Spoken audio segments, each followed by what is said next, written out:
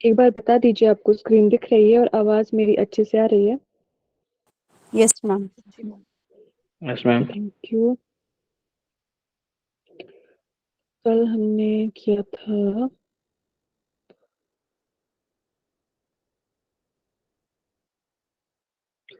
34, 35 तक हमने कल कर लिया था।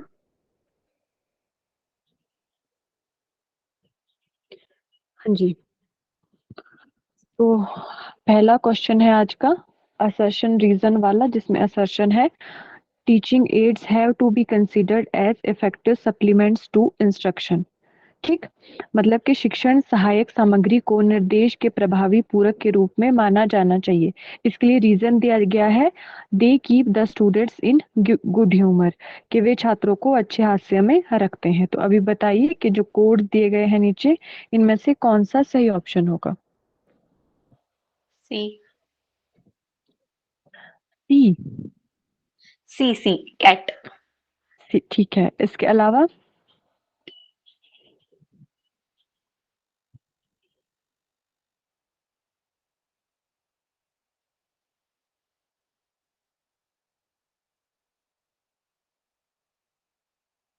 पढ़ लीजिए आराम से, फिर बताइए बाकी लोग भी। मैसेज कर रहे हैं सब।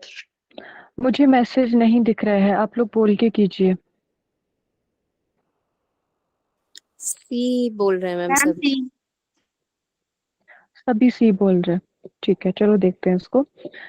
हाँ, इसमें कहते हैं कि जो हमारे टीचिंग एड्स होते हैं, यानी जो हमारी शिक्षण सहायक सामग्री होती है, teaching aids have to be considered as effective supplements to instruction, कि इसे जो हमारी शिक्षण सहायक सामग्री होता है, निर्देश के प्रभावी पूरक के रूप में माना जाना चाहिए। तो ये तो बिल्कुल करेक्ट है हमारा।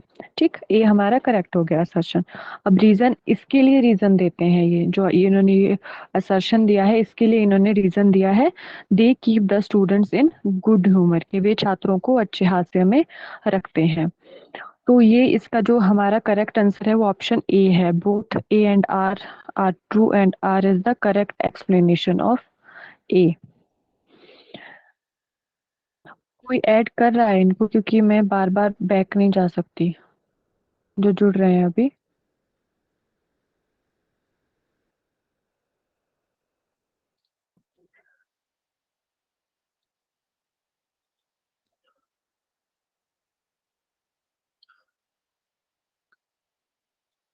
पूजा जी, मैं आपको एडमिट को होस्ट बना दूं, आप कर लोगे इनको ऐड? मैम आप मेरे को बोल रहे हो? हाँ जी, कर लोगे ना इनको? आपको मैंने को होस्ट बनाया, ऐड करते रहिएगा जो आएंगे, ठीक है? Okay ma'am.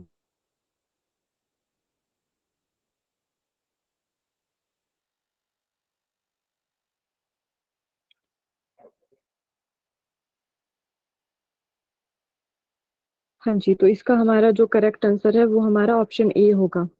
इसमें डाउट तो नहीं है किसी को 36 वाले में? आवाज नो आ मैम। रही है मेरी?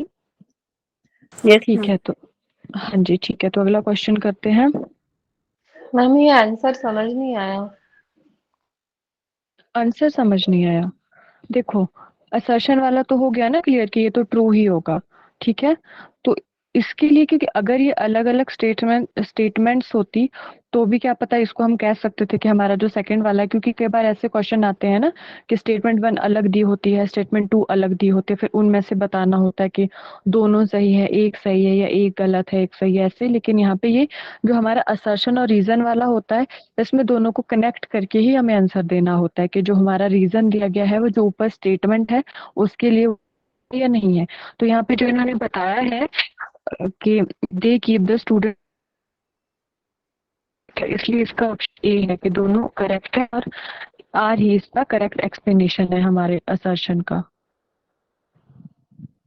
थोड़ा अजीब ही लग रहा है। ओके। हम्म, ठीक है, चलो आगे बढ़ते हैं। अगला है a teacher in a classroom has immediate control over the self-selected methods of communication and the message, the audience, the noise and the reception, the feedback, the technology and the audience experience, the communication channel, other communicators and external factors, कि जो हमारा एक शिक्षक होता है उसका तत्काल नियंत्रण किस पर होता है? जो ऑप्शंस दिए गए हैं उनमें से बताइए। ए मैम। ए होना चाहिए मैम। मैम ए। मैम ए। सभी को ए लग रहा है? सभी को? जी मैम। जी। हाँ जी, इसका करेक्ट आंसर ए ही है कि जो हमारा इमीडिएट कंट्रोल होता है एक टीचर का क्लासरूम में, वो होता है उनके स्वयं पे और संचार के चयनित चयनित तरीके और संदेश पे। तो ये करेक्ट हो गया हमारा ए ऑप्शन। अगला है हमारा,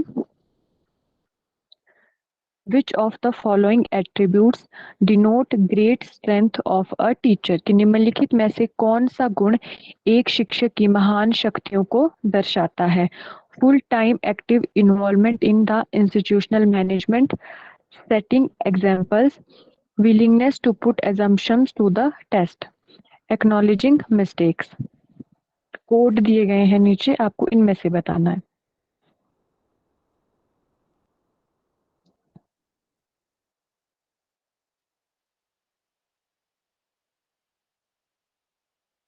ए।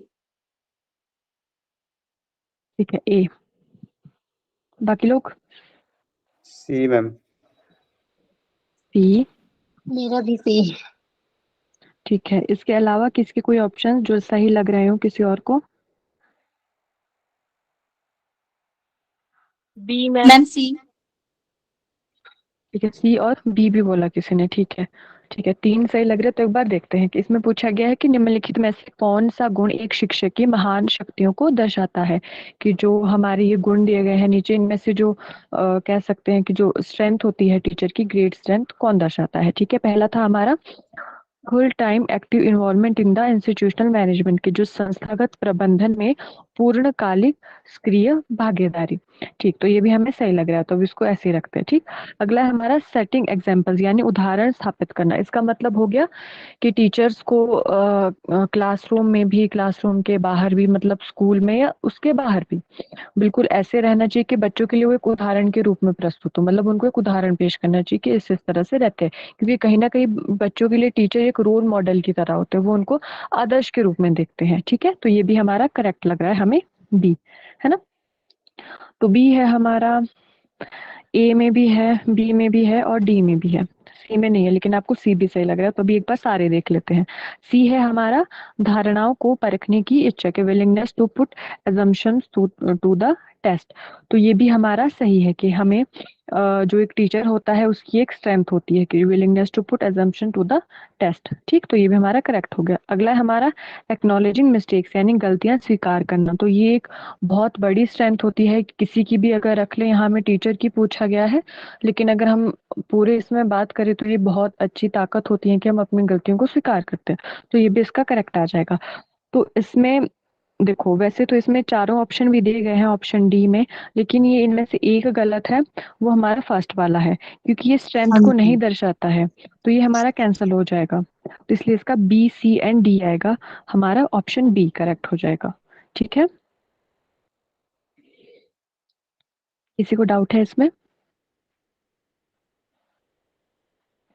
नो मैम, तो एक्चुअली मैम ए बाद में लग समझ रहा आ था। गया। बाद में मुझे ये लग गया था कि मैनेजमेंट में उसकी इन्वॉल्वमेंट का टीचिंग से कोई लेना देना नहीं होता। मैम मैनेजमेंट बिल्कुल अलग चीज है।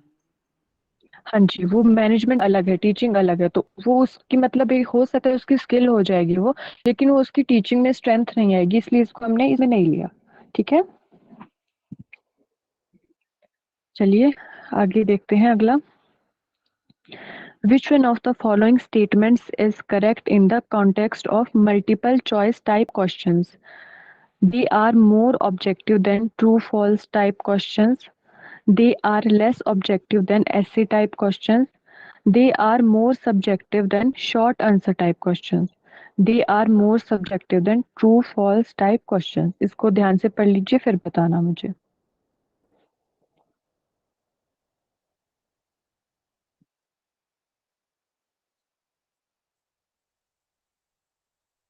तो मैम मल्टीपल चॉइस तो ऑब्जेक्टिव टाइप ही होते हैं ना। फर्स्ट हो जाएगा ए। ऑब्जेक्टिव तो वैसे ही नहीं होना चाहिए मैम, सब्जेक्टिव तो दोनों ही कट गए। और ए ही अभी होना चाहिए। ठीक है, सभी को ए लग रहा है, बाकी लोगों को भी? Yes ma'am. हाँ जी, तो एक बार इसको देखते हैं कि जो हमारे बहुविकल्पीय प्रकार के प्रश्नों के संदर्भ में निम्नलिखित में से कौन सा कथन सही है। सही पूछा गया है, जो हमारे एमसीक्यू होते हैं।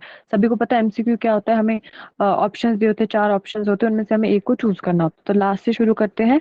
They are more subjective. Subjective तो वो होते ही नहीं है, तो हमारा सी और डी वैसे ही कैंसिल हो जाएगा। तो 2 बचते हैं हमारे पास, ऑप्शन ए और ऑप्शन बी। ठीक है, फिर ऑप्शन ए है they are more objective than true false type question, कि ये हमारे सत्य असत्य प्रकार के प्रश्नों की अपेक्षा अधिक वस्तुनिष्ठ होते हैं। ठीक, ऑप्शन बी में बोलते हैं कि वे निबंध प्रकार के प्रश्नों की तुलना में कम वस्तुनिष्ठ होते हैं। लेकिन ये हमारा गलत है, क्योंकि हमारे जो ऐसे टाइप क्वेश्चंस होते हैं वो तो बिल्कुल पूरे आ जाते हैं सब्जेक्टिव टाइप में। ठीक है, तो इसका ऑप्शन ए करेक्ट हो जाएगा, they are more objective than true false type questions. ठीक है, क्लियर? Yes ma'am. जी मैम। ठीक है, अगला है which one of the following is the highest level of cognitive ability? Knowing, understanding, analysing, evaluating. C evaluating D आ रहे हैं। सी और डी? सी और डी में होना चाहिए मैम, क्योंकि डी नंबर मैम। अच्छा, एक बताइए, मतलब इसके अलावा, सी और डी के अलावा तो नहीं लग रहा किसी को कोई और ऑप्शन? सी में लग रहा चलिए, है। सभी को ठीक है, सभी को सी और डी लग रहे हैं। तो इसमें पूछा गया है कि निम्नलिखित में से कौन सा संज्ञानात्मक क्षमता का उच्चतम स्तर है, जो हमारी कॉग्निटिव एबिलिटी होती है उसका हाईएस्ट लेवल कौन सा है। तो हमने पढ़ा था ना ये कौन सा वाला पढ़ा था हमने? बी भी हो ब्लूम सकता है। ब्लूम ब्लूम, टैक्सोनॉमी हाँ, में हमने ब्लूम्स उसमें टैक्सोनॉमी पढ़ा था। इवैल्यूएशन ही था सबसे उत्तम। हाँ जी, तो जो उसका हमारा कॉग्निटिव डोमेन था, जो हमने सबसे पहला वाला पढ़ा था, जो हमारे क्या कहते हैं, याद करने से रिलेटेड था, उसमें सबसे लास्ट हमारा इवेल्युएशन था। इसलिए ये डी है। तो मतलब ये हमारा क्वेश्चन आया है ब्लूम्स टैक्सोनॉमी से। इसमें डायरेक्ट उसका नाम कहीं नहीं दिया गया है, बस इसमें कॉग्निटिव एबिलिटी बताया है, लेकिन उसमें हमारा कॉग्निटिव डोमेन था, तो उसको भी आपको याद करना पड़ेगा, सीक्वेंस में याद करना पड़ेगा कि पहला दूसरा कौन सा है। क्योंकि कई बार वो सीक्वेंस में लगाने के लिए भी आ जाते हैं कि पहले नंबर वाला कौन सा है, दूसरा कौन सा है। लेकिन इनमें तो, इसमें तो इन्होंने डायरेक्ट ही पूछा है कि लास्ट वाला कौन सा है या उनका हाईएस्ट लेवल कौन सा है। तो इसका 4th ही करेक्ट आंसर है। ठीक है, जी। अगला है हमारा which of the following statements about teaching aids are correct, कि शिक्षण सहायक सामग्री के बारे में निम्नलिखित में से कौन सा कथन सही है। सही पूछा गया है। They help in retaining concepts for longer duration. They help students learn better. They make teaching learning process interesting. They enhance rote learning. Code में से बताना है। बी आ जाए। ठीक है, बी। बाकी लोग? बी मैम डी हाँ डी नहीं होना चाहिए, बोल बाकी बोल बोल। रट्टा वाला गलत है, बाकी तो ठीक लग रहा है। हाँ जी। इसमें बोला है हमें कि जो हमारी शिक्षण सहायक सामग्री होती है, जो हमारे टीचिंग एड्स होते हैं, उनके बारे में कौन सा कथन सही है। ठीक, हाँ जी, पवन जी क्या बोल रहे हो? आपको ए लग रहा है? ठीक है, देखो देखते हैं इसको एक बार, है ना। पहला है हमारा कि वे अवधारणाओं को लंबी अवधि तक बनाए रखने में मदद करते हैं। बिल्कुल रखते हैं, कि हमारे अगर हम टीचिंग एड्स के जरिए पढ़ रहे हैं तो हम जो कॉन्सेप्ट्स होते हैं उनको काफी लंबे समय तक याद रख सकते हैं। तो ए तो हमारा करेक्ट हो गया। अगला है वे छात्रों को बेहतर सीखने में मदद करते हैं। हाँ, हम टीचिंग एड्स का यूज ही इसलिए करते हैं कि जो बच्चे हैं वो बहुत इफेक्टिव तरीके से सीख सके। तो हमारा बी भी करेक्ट है। ऑप्शन सी है हमारा कि वे शिक्षण अधिगम प्रक्रिया को रोचक बनाते हैं। बिल्कुल बनाते हैं, उनका काम ही होता है ताकि बच्चे उसमें बिल्कुल एंगेज रह सके, जो हमारी लर्निंग होती है। ठीक। सबसे लास्ट वाला है दे एनहांस रोट लर्निंग, कि वे रटने की क्षमता को बढ़ाते हैं। तो ये सही नहीं है, ये हमारा गलत हो जाएगा। तो इसका ABC करेक्ट है, क्योंकि जो हमारे टीचिंग एड्स होते हैं वो रटने वाला कहीं नहीं बढ़ाते हैं। कहाँ ही बढ़ाते हैं? देखो, हम टीचिंग एड्स का यूज अगर कर रहे हैं, मान लो हम यूज कर रहे हैं पीपीटी के जरिए हम बच्चों को पढ़ा रहे हैं, तो उसमें कहाँ ही वो रटने वाली उनकी पावर बढ़ी। तो ये गलत हो जाएगा। तो इसका ABC करेक्ट आंसर है। ठीक है, सभी को क्लियर हुआ? हाँ जी। अगला है विच of the following is not a prescribed level of teaching? Memory, understanding, reflective, differentiation. बहुत इजी है। डी नंबर डी नहीं है मैम। हाँ जी, क्योंकि हमारे 3 ही लेवल्स बताए हैं टीचिंग के, मेमोरी, अंडरस्टैंडिंग और रिफ्लेक्टिव। तो ये इजी क्वेश्चन था। आगे बढ़ते हैं। Which one of the following is considered a sign of motivated teaching? कि निम्नलिखित में से किसे प्रेरित शिक्षण का संकेत माना जाता है? Students asking questions, maximum attendance of the students, pin drop silence in the classroom, student taking notes. A. ए हो जाएगा ए। हाँ हाँ यही होना चाहिए। ये हाँ जी, ये भी बहुत इजी था, क्योंकि इसमें ये पूछा गया है कि मोटिवेटेड टीचिंग कौन सी होगी। तो नोट्स ले रहे हैं ये तो नहीं है, वो पास होने के लिए भी बच्चे नोट्स ले सकते हैं। पिन ड्रॉप साइलेंस भी नहीं होगा, क्योंकि और भी बहुत सारे कारण होते हैं जिसकी वजह से बच्चे चुप बैठते हैं क्लास में। फिर है maximum attendance of the students, ये भी कंपल्सरी हो सकता है बच्चों के लिए कि आपको इतनी % अटेंडेंस चाहिए, तो उस वजह से भी बच्चे आ सकते हैं। तो ऑप्शन ए बच गया, तो ए हमारा करेक्ट हो गया। अगला है CIET स्टैंड्स फॉर, कि CIET की हमें फुल फॉर्म बतानी है। Centre for integrated education and technology, central institute for engineering and technology, central institute for education technology, centre for integrated evaluation techniques.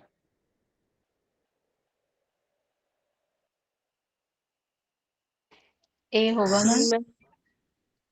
ए और सी सी इसके, ए और डी वैल्यूएशन। ठीक है डी। चलो, इसमें कुछ समझने वाला नहीं है तो इसका सीधा ही बता देती हूँ। इसका करेक्ट बी आंसर हमारा सी है। Central institute for educational technology, मतलब केंद्रीय शिक्षा प्रौद्योगिकी संस्थान। इसको याद कर लीजिएगा, ये प्रीवियस ईयर क्वेश्चन है, तो क्या पता वैसे रिपीट होता नहीं है, बट फिर भी एक बार देख लीजिएगा इसको। ठीक है। अगला है which one of the following types of evaluation access the learning progress to provide continuous feedback to both teachers and students during instructions? Placement, formative, diagnostic, summative। इसको कोई नहीं गलत करेगा।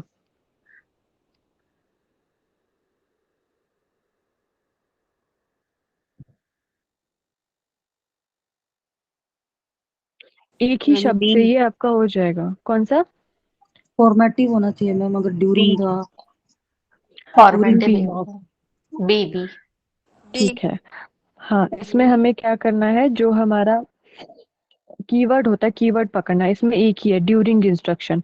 और इंस्ट्रक्शन के दौरान हमारे वैसे तो 2 होते हैं, फॉर्मेटिव, डायग्नोस्टिक, तो ये हमारे वैसे ही कट हो जाएंगे। लेकिन इसमें पूछा गया है कि निम्नलिखित में से कौन सा प्रकार का मूल्यांकन निर्देश के दौरान शिक्षकों और छात्रों दोनों को निरंतर प्रतिक्रिया प्रदान करने के लिए सीखने की प्रगति का आकलन करता है? तो ये फॉर्मेटिव आएगा, क्योंकि डायग्नोस्टिक में क्या होता है, हमें उस चीज पे काम करना होता है, बच्चों की कमजोरियों पे। अगर बच्चे कमजोर आ रहे हैं किसी टॉपिक में, तो हमें उस पर काम करना होता है। लेकिन यहाँ पे दोनों के लिए बोला है, टीचर और स्टूडेंट के लिए, तो इसमें हमारा फॉर्मेटिव इवैल्यूएशन। इसमें क्या था, इसमें एक ही चीज थी, इसमें हमें कीवर्ड पकड़ना था, ड्यूरिंग इंस्ट्रक्शन। तो आपको ऐसे ही ना, जैसे अभी आपका ये कंप्लीट हो जाएगा, तो आपको ना इसके शॉर्ट नोट्स बनाओगे, तो उसमें कीवर्ड बनाना सभी के, तो कीवर्ड से बहुत आसानी होती है। अगर किसी को पता ही ना हो कि ये ड्यूरिंग इंस्ट्रक्शन होता है, तो ये क्वेश्चन क्या पता गलत हो जाए। ठीक है, तो ये हो गया हमारा क्लियर ही। आगे बढ़ते हैं। A diagram speaks more than 1,000 words. The statement means that the teacher should use diagrams in teaching, speak more and more in the class, use teaching aids in the class, not speak too much in the class. सी। ठीक है, ठीक है। सी के अलावा किसी को कोई लग रहा है? चलो, इसमें बोला है, ठीक है, इसमें बोलते हैं एक स्टेटमेंट दिया है, स्टेटमेंट है कि एक आरेख 1000 से अधिक शब्द बोलता है। इसका हमें कि कथन का अर्थ है कि शिक्षक को चाहिए, कथन दिया गया है तो इसमें क्या है कि हमें इसका अर्थ निकालना है कि शिक्षक को क्या करना है। तो सबसे पहले नीचे से देखते हैं ऑप्शन डी कि not speak too much in the class, की कक्षा में ज्यादा ना बोले, तो ये तो कहीं से नहीं है। अगर टीचर ही नहीं बोलेंगे तो फिर पढ़ाई ही कैसे होगी फिर, ठीक। फिर है हमारा use teaching ads in the classroom, कक्षा में शिक्षण सहायक सामग्री का उपयोग करें, ये हमें करेक्ट लग रहा है तो उसको रहने देते हैं। बी ऑप्शन है कक्षा में अधिक से अधिक बोले, अधिक से अधिक बोलेंगे तो भाई टीचर ही बोलते रहेंगे तो बच्चे कब बोलेंगे फिर, तो ये भी हमारा कैंसिल हो जाएगा। ऑप्शन ए है यूज डायग्राम्स इन टीचिंग, शिक्षण में रेखा चित्रों का प्रयोग करें। देखो, यहाँ पे इन्होंने एक स्टेटमेंट दी थी बस कि diagram speaks more than 1000 words, है ना, लेकिन इसका मतलब ये नहीं है कि उनको डायग्राम का ही प्रयोग करना है, डायग्राम के अलावा जितने भी टीचिंग एड्स आते हैं सभी का प्रयोग करना है, इसलिए इसका सी करेक्ट हो जाएगा, use teaching ads in the class. ठीक है, क्लियर हुआ सभी को? Yes, ma'am. हाँ जी। अगला है for an efficient and durable learning, learner should have ability to learn only, a requisite level of motivation only, opportunities to learn only, desired level of ability and motivation. D. D. ठीक है, D, D. सभी को D लग रहा है? जी Yes, ma'am. ठीक है, question है, इसको भी हम कीवर्ड से ही देखेंगे। देखो, इसमें है कि एक कुशल और टिकाऊ शिक्षा के लिए शिक्षार्थी के पास क्या होना चाहिए। तो जो हमारे पास शुरू के 3 ऑप्शन है ना, उसमें ओनली दिया गया है, तो अगर किसी भी चीज में केवल दिया गया है तो वो नहीं आता है कि एक ही चीज से थोड़ी ये सब होगा, तो इस चीज से भी आप इसको कैंसिल करके इसको करेक्ट कर सकते हो कि हमारा डी होगा। अब इसको देख लेते हैं एक बार। ए में बताया गया है केवल सीखने की क्षमता, कि सीखने की क्षमता तो है बच्चे के पास, लेकिन अगर उसके पास मान लो उस चीज के लिए संसाधन उपलब्ध नहीं है, उस चीज के लिए मोटिवेशन नहीं है, या फिर कुछ और चीजें नहीं है, तो वो नहीं सीख पाएगा। ठीक है, तो ये हमारा कैंसिल हो जाएगा। बी है केवल प्रेरणा का अपेक्षित स्तर, कि बस मोटिवेशन मोटिवेशन है, मोटिवेशन है, पढ़ना पढ़ना उसको आ नहीं रहा है या कोई और प्रॉब्लम हो रही है, फिर भी वो नहीं सीख पाएगा, तो ये भी कैंसिल हो जाएगा। फिर है केवल सीखने की अवसर, की अवसर है, अब अगर अवसर ही है उसके पास, पढ़ना उसको है नहीं, मन उसका लग नहीं रहा, मोटिवेशन है नहीं, तो ये भी हमारा कैंसिल हो जाएगा। तो फोर्थ हमारा करेक्ट हो जाएगा क्षमता और प्रेरणा का वांछित स्तर। ठीक है, क्लियर हुआ ये वाला सभी को? Yes, ma'am. जी यस मैम। ठीक है, अगला है हमारा for a teacher which of the following methods would be correct for writing on the blackboard?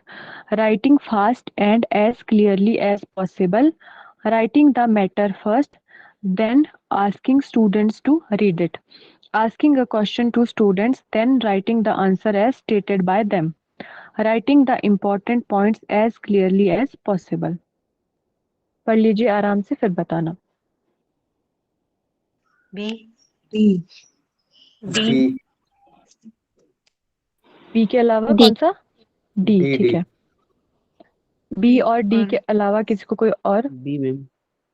D ठीक है, देखो इसमें बोला गया है कि एक शिक्षक के लिए ब्लैक बोर्ड पर लिखने के लिए निम्नलिखित में से कौन सी विधि सही होगी, कि अगर एक शिक्षक हमारा ब्लैक बोर्ड पे लिख रहा है तो उसके लिए जो ये ऑप्शंस दिए गए हैं इनमें से कौन सी विधि सही होगी। इसमें कूट नहीं दिए गए हैं, कोड्स नहीं है हमारे पास, तो कोई एक ही सही होगा। तो पहला है हमारा यथासंभव तेज और स्पष्ट रूप से लिखें। देखो, स्पष्ट तो सही आ गया इसका कि स्पष्ट तो लिखना चाहिए, लेकिन अगर वो तेज लिखेंगे तो बच्चे कैसे ही उस चीज को वो समझ नहीं पाएंगे। मान लो टीचर बोल भी रहे हैं फास्ट फास्ट, लिख भी रहे हैं, तो बच्चे का ध्यान ना उस चीज को लिखने में ही होगा बिल्कुल पूरा, कि वो देख ही रहे हैं कि कितना फास्ट लिख रहे हैं, तो हमें भी वो नोट करना है, तो ये हमारा कैंसिल हो जाएगा ऑप्शन ए। बी है हमारा पहले विषय लिखना और फिर विद्यार्थियों से उससे पढ़ने के लिए कहना, तो ये भी सही सा नहीं लग रहा है कि मान लो हमने पूरा लिख लिया, पहले खुद हमने मौन व्रत रखा हुआ है, हम टीचर होने के नाते बच्चों को बोल रहे हैं हमने लिखा है तुम पढ़ो, तो ये भी नहीं सही हो रहा, तो बी भी हमारा कट हो जाएगा। ठीक, थर्ड है हमारा विद्यार्थियों से प्रश्न पूछना और फिर उनके बताए अनुसार उत्तर लिखना, प्रश्न पूछ लिया तो उत्तर लिखना क्यों है हमें बोर्ड पे, उन्होंने बता दिया ना, उसको जरूरत नहीं पड़ रही है हमें लिखने की, तो ये भी कैंसिल हो जाएगा। ऑप्शन 4 बचता है, एक बार पढ़ लेते हैं कि महत्वपूर्ण बिंदुओं को यथासंभव स्पष्ट रूप से लिखें, कि जो हमारे इंपॉर्टेंट पॉइंट्स होते हैं उनको लिखना है हमें, और बिल्कुल क्लियर लिखना है कि जितना क्लियर हो सके। तो हमारा ऑप्शन डी करेक्ट हो जाएगा। क्लियर हुआ ये वाला सभी को?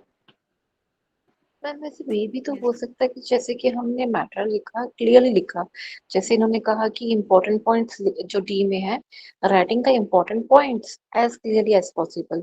अब हम चाहते हैं कि जो पॉइंट्स हमने लिखे हैं, अगर हम मैटर की बात करें, जो मैटर हमने लिखा है, अब वो उसमें इम्पोर्टेंट भी हो सकता है और बहुत कुछ डायग्राम या कुछ भी ऐसा भी हो सकता है, और साथ में हम कह रहे हैं कि बच्चों को अब आप रीड करो, तो इसमें दोनों चीजें इंक्लूड हो रही है, तो ये अच्छा वाला ऑप्शन नहीं रहेगा? ये इसलिए अच्छा नहीं होगा क्योंकि जब अगर कोई टीचर कोई चीज बोर्ड पे लिखते हैं तो साथ में वो बोलते भी है उस चीज को। मान लो हमने टॉपिक लिया कि देखो ये हमारा आज का टॉपिक हो गया ब्लूम्स टेक्सोनॉमी, ठीक है, तो हम उसको लिखते हैं, इंपॉर्टेंट पॉइंट्स भी लिखते जाते बोलते जाते हैं साथ में, तो इसकी मतलब अलग से नहीं जरूरत पड़ती कि बच्चे उसको पढ़े, तो इसलिए इसका बी नहीं है, डी है इसका फिर, ठीक है। ओके, तो ma'am reading is not important in that case. अगर हम यहाँ पे कोई ब्लैक बोर्ड वाले टॉपिक की अगर हम बात करें, तो इसमें बेसिकली हमें ये होना चाहिए कि आपके पॉइंट्स वहाँ क्लियरली विजिबल होने चाहिए।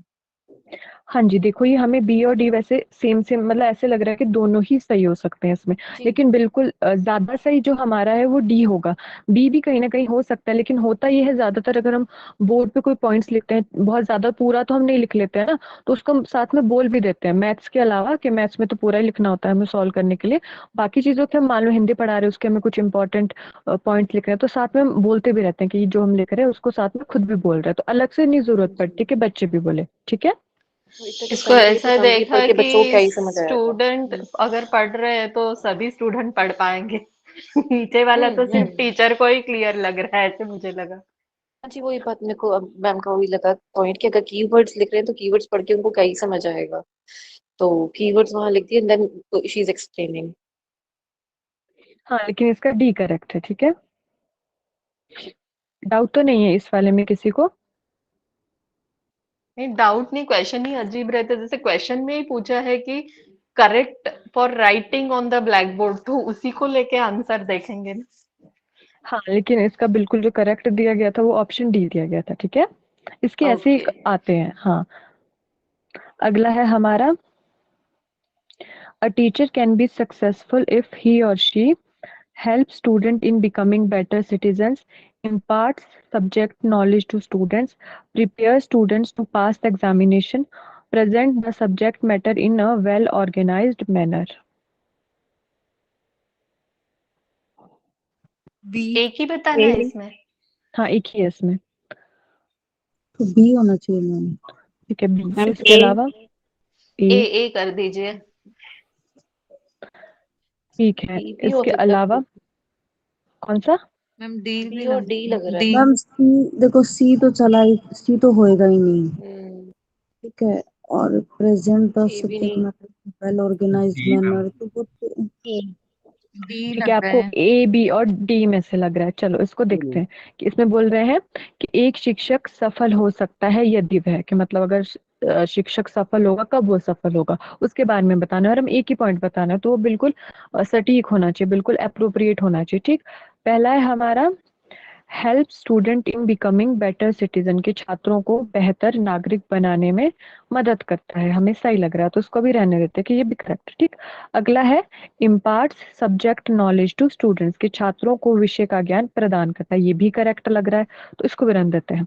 सी है prepares students to pass the examination, छात्रों को परीक्षा उत्तीर्ण करने के लिए तैयार करता है, तो इसमें ये तो नहीं है कि अगर उसी चीज के लिए टीचर तैयार करे तभी वो सफल होंगे, तो इसको हम कैंसिल कर देते हैं, तो सी हमारा हो गया कट। अब फोर्थ है विषय वस्तु को सुव्यवस्थित ढंग से प्रस्तुत करता है, हमें तीनों ही सही लग रहे हैं, ए भी करेक्ट लग रहा है, बी भी सही लग रहा है और डी भी हमें सही लग रहा है, लेकिन कोई एक होगा तो बिल्कुल इसको अगर ध्यान से हमें देखिए कि एक जो हमारा शिक्षक है वो कब सफल हो सकता है, कि अगर पहला हमें देखिए कि छात्रों को बेहतर नागरिक बनाने में मदद करता है, ठीक है, उन्होंने कर दिया कि वो बेहतर नागरिक उनको बनाने में मदद करे है बच्चों को, लेकिन अगर वो हमारे विषय वस्तु को ही अच्छे से प्रस्तुत नहीं करे है, जो उनका कह सकते हैं कि मुख्य कार्य है उनको पढ़ाना, पढ़ाने के जरिए ही तो वो एक अच्छे नागरिक बनेंगे ना, तो इसलिए इसका डी होगा, ए और बी में से कोई भी नहीं होगा, डी इसका करेक्ट आंसर होगा। ठीक है, जी मैम। हाँ जी, किसी को डाउट तो नहीं है इस वाले में? आगे बढ़े। जी मैम। ठीक है, अगला है attitudes, concept, skill and knowledge are products of learning, research, heredity, explanation। बहुत इजी है ये।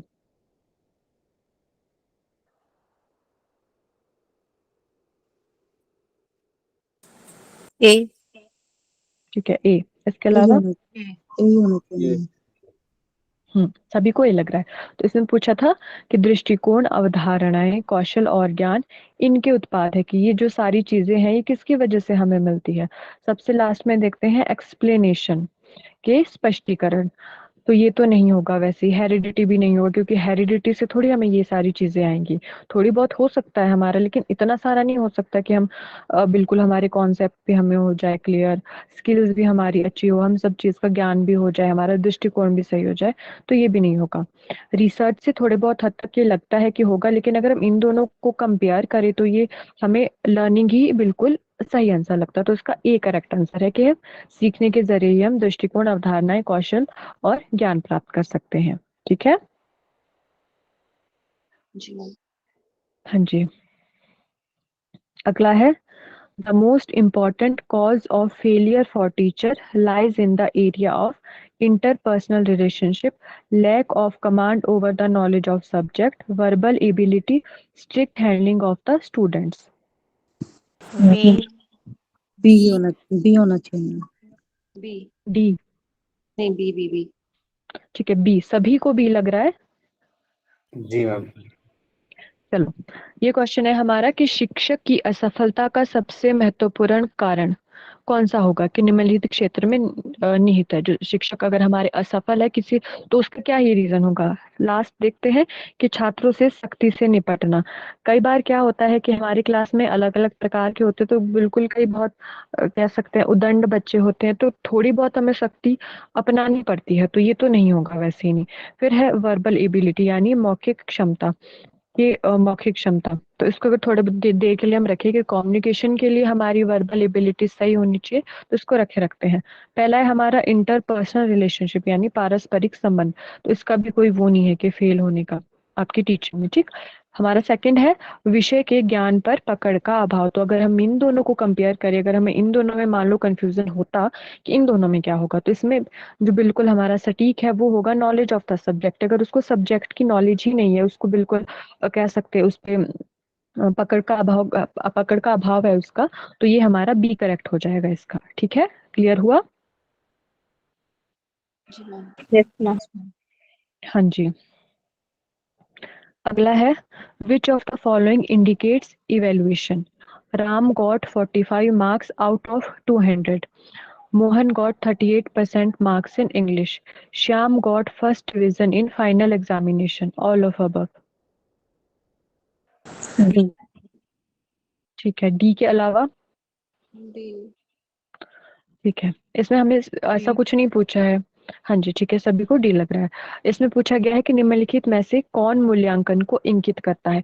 इसमें ना ये पूछा है, टाइप्स नहीं पूछे कि प्लेसमेंट कौन सी या प्लेसमेंट को कौन इंगित करता है, फॉर्मेटिव को, सबमिटिव को, नहीं। इसमें सीधा सीधा पूछा है इवेल्युएशन। तो ये बहुत ईजी है, क्योंकि सभी में बोला गया है कि राम को 200 में से 45 अंक मिले, मोहन को अंग्रेजी में 38% अंक मिले, श्याम को अंतिम परीक्षा में प्रथम श्रेणी प्राप्त हुई। तो इसमें ऑप्शन डी भी ऑल ऑफ अबव है, तो ये हमारा फोर्थ हो जाएगा करेक्ट, क्योंकि ये सारा ही इवेल्युएशन को बता रहा है। क्योंकि इसमें ऐसा कोई पर्टिकुलर नहीं पूछा था कि कौन सा वाला है, बिल्कुल पूरा ही इवेल्युएशन था, तो ये सारा इवेल्युएशन ही है।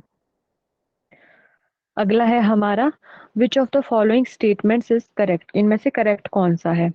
Syllabus is part of curriculum, syllabus is an annexure of curriculum, curriculum is the same in all educational institutes affiliated to a particular university, syllabus is not the same in all educational institute affiliated to a particular university। ए होगा ma'am. सभी को ए लग रहा है, इसके अलावा कुछ? हाँ A, A, ठीक है, हमें पूछा गया है कि निम्नलिखित कथनों में से कौन सा सही है। स्टेटमेंट दी है, इनमें से एक चूज करना है जो सही है। ठीक, तो पहला है हमारा पाठ्यक्रम पाठ्य चर्चा का भाग है। तो हमने देखा था जब हमने सिलेबस और करिकुलम के बारे में पढ़ा था, तो जो हमारा सिलेबस होता है वो करिकुलम का ही पार्ट होता है। तो ये तो हमारा करेक्ट ही लग रहा है हमें। तो बाकी भी देख लेते हैं एक बार कि पाठ्यक्रम पाठ्य चर्चा का एक अनुलग्नक है। अब इसका मुझे बिल्कुल सिंपल हिंदी में अर्थ तो नहीं पता है, लेकिन ये इसका नहीं होगा। ठीक, अगला है किसी विशेष विशेष विश्वविद्यालय से संबंध सभी शैक्षणिक संस्थानों में पाठ्यक्रम समान होता है। तो जरूरी नहीं है समान हो, थोड़ा बहुत अलग भी हो सकता है। ठीक, फिर है किसी विशेष विश्वविद्यालय से संबंध सभी शैक्षणिक संस्थानों में पाठ्यक्रम समान नहीं होता है। तो क्या पता सेम ही होता हो, कुछ कुछ जगह पर तो हो सकता है कुछ कुछ चीजें हैं उनकी सेम हो। तो इसका जो हमारा अप्रोप्रिएट है वो ऑप्शन ए है कि जो हमारा सिलेबस है वो करिकुलम का ही एक पार्ट है। क्लियर हुआ सभी को ये वाला? Yes ma'am. ठीक है, अगला है हमारा the main aim of teaching is to develop only reasoning, to develop only thinking, both A and B, to give information. C number. C. C. C. ठीक है, हमें पूछा था कि शिक्षण का मुख्य उद्देश्य। तो अगर हम इस चीज की बात करें, ओनली ओनली इसमें दिया गया है, तो ये तो अलग अलग से तो ये नहीं होगा। और हमारा जो लास्ट है टू गिव इंफॉर्मेशन यानी जानकारी देना, तो बस जानकारी देना ही कहाँ उसका मुख्य उद्देश्य हो गया टीचिंग का। तो ये तो वैसे ही कैंसिल हो गया। तो ये अलग अलग से भी नहीं होने हैं, दोनों ही चीजें डेवलप होती है, रीजनिंग भी और हमारी सोच भी। तो इसका सी करेक्ट हो जाएगा, बोथ ए एंड बी। ठीक है, अगला है असर्शन रीजन वाला। Motivation is important in the process of teaching and learning. Reason है motivation is attraction towards a goal and clarifies its meaning. इन चार में से आपको बताना है। दोनों सही हैं। डी। डी। बी। ठीक है, तो इसमें क्या बोला था हमको कि शिक्षण और सीखने की प्रक्रिया में प्रेरणा महत्वपूर्ण है। बिल्कुल महत्वपूर्ण है, क्यों नहीं है। अगर प्रेरणा ही नहीं होगी तो हम क्या पता कहीं ना कहीं हम बिल्कुल पीछे रह जाएं कि नहीं पढ़ पाएंगे, हमें अंदर से ही नहीं प्रेरणा आ रही, लोग हमें फोर्स कर रहे हैं फिर भी नहीं प्रेरणा आ रही। तो ये करेक्ट हो जाएगा। ठीक, रीजन देते हैं इसके लिए कि प्रेरणा एक लक्ष्य के प्रति आकर्षण है और इसके अर्थ को स्पष्ट करती है कि जो हमारा मोटिवेशन होता है वो अट्रैक्शन होता है हमारे गोल के प्रति। ठीक है, और इसके जो अर्थ है उसको क्लैरिफाई करती है। तो ये बिल्कुल दोनों ही करेक्ट है, तो इसका डी करेक्ट हो जाएगा हमारा, both A and R R correct. ठीक, ये हमने कर लिए थे। तो एक बार मैंने वो वाला जो पहले हमने क्वेश्चन किया उसका देखते हैं एक बार। 36।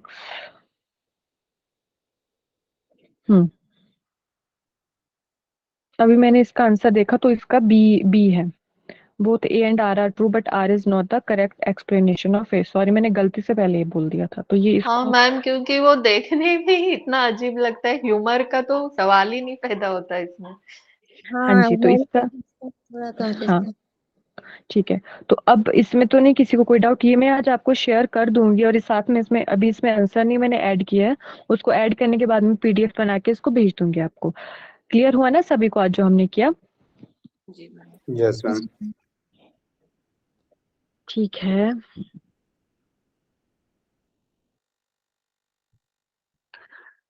हाँ जी।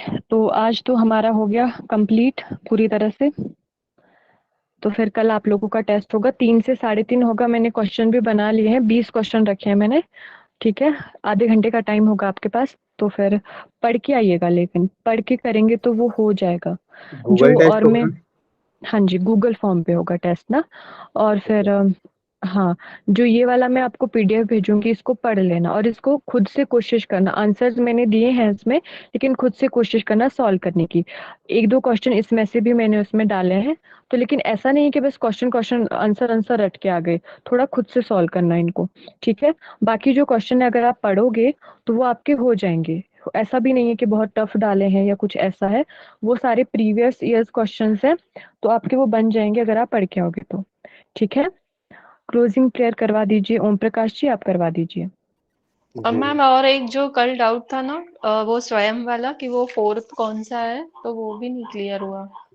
The video tutorials E content self assessment और डिस्कशन, तो फोर्थ वाला तो डिस्कशन लिखा हुआ है मेरे यहाँ। और एक आपने मिनट में आंसर बताया था सेल्फ असेसमेंट शायद। सॉरी मैं उसको देखना भूल गई, बस उसको ना मैं 1 मिनट रुके, मैं चेक, रिकॉर्डिंग ऑफ कर लीजिए अगर एम डिवाइस से कोई है तो।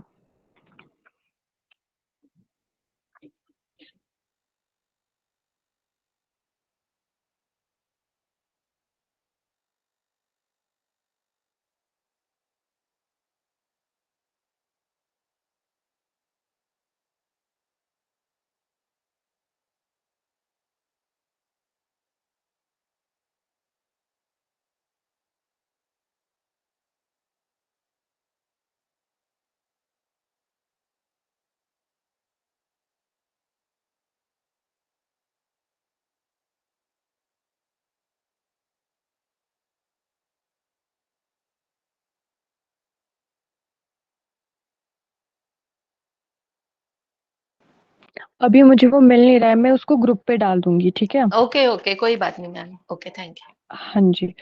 हाँ जी, करवा दीजिए क्लोजिंग प्रेयर ओम प्रकाश जी आप। जी मैम।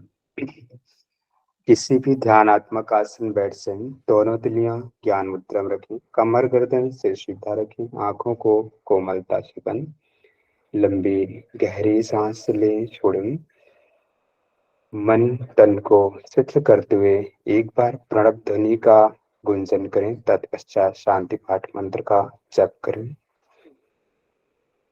ओम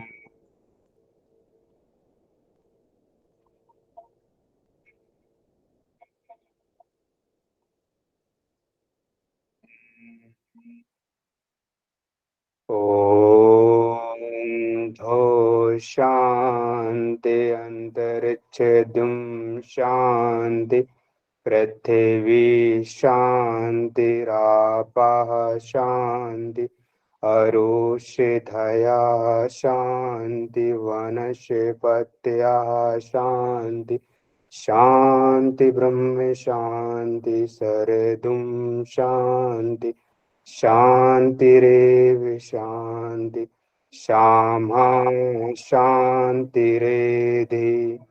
ओम शांति शांति शांति। हरि ओम। दोनों तिलियों का आपस में घर्षण करें, इन्हें शामिल करें। हथेलियों से निकलती ऊर्जा को अपनी बंद आंखों पर अपने चेहरे की मालिश करें। हथेलियों के अंदर कोमलता से आंखों खोलें। सभी को धन्यवाद। Thank you Om Prakash ji. Thank you. ठीक है, आप लोग अच्छे से पढ़ाई कीजिए। आज हमारी लास्ट क्लास थी, मेरा बहुत अच्छा एक्सपीरियंस रहा आप लोगों के साथ, मेरा पहला एक्सपीरियंस था टीचिंग का, तो अगर कोई गलती होगी तो क्षमा कीजिएगा, लेकिन मैंने पूरी कोशिश की कि अच्छे से करवा पाऊँ, ठीक है। बहुत अच्छा था, थैंक यू। हाँ जी, बहुत अच्छे वेलकम से जी। पढ़ाया मैम। थैंक यू मैम, बहुत अच्छा रहा। आपकी आवाज बहुत अच्छी है और आप हर चीज को बहुत क्लियरली और बहुत सहनशीलता के साथ से नहीं समझ आए, आप क्लास को रोक कर वहां पर आगे नहीं बढ़ते, आप पढ़ाते हो, उस चीज को क्लियर करते हो। हर टीचर में ऐसा नहीं होता। Thank you so much ma'am. ठीक है, थैंक यू सो मच आप सभी को। बाकी अगर आपको कभी भी डाउट लगता है, क्योंकि एग्जाम हमारा दिसंबर में है, तो इसको पढ़ते रहिएगा बीच बीच में। बाकी हो सके तो प्रीवियस ईयर क्वेश्चन ना सॉल्व करते रहिएगा इसके फर्स्ट पेपर के, क्योंकि इसकी लैंग्वेज बहुत बुरी आती है एग्जाम में, तो वो समझ नहीं आती है। तो उस चीज को अगर आप हो सके तो कहीं पे मॉक टेस्ट अगर दे सकते हो तो उस चीज को ना देते रहिएगा। अगर फिर भी आपको कहीं डाउट लगता है तो आप मुझे मैसेज कर सकते हो, ग्रुप पे मेरा नंबर है, तो वहाँ पे आप मैसेज कर देना कि यहाँ पे कोई प्रॉब्लम आ रही है। बाकी जैसे आपके हर महीने के लास्ट में टेस्ट होंगे, तो वहां पे भी इस चीज से क्वेश्चन आएंगे, हर हर बार आएंगे जितनी बार भी हमारे एग्जाम होंगे, ठीक है। तो अच्छे से तैयारी कीजिएगा, ऑल द बेस्ट, सभी का एग्जाम क्लियर हो जाएगा। God bless you. Thank you ma'am. Thank you ma'am. Same to thank you. You बहुत बहुत धन्यवाद मैम, बहुत अच्छे से समझ में आया आप समझाए जो। थैंक यू नीता जी, धन्यवाद आप सभी का। अभी लीव कर लीजिए आप लोग।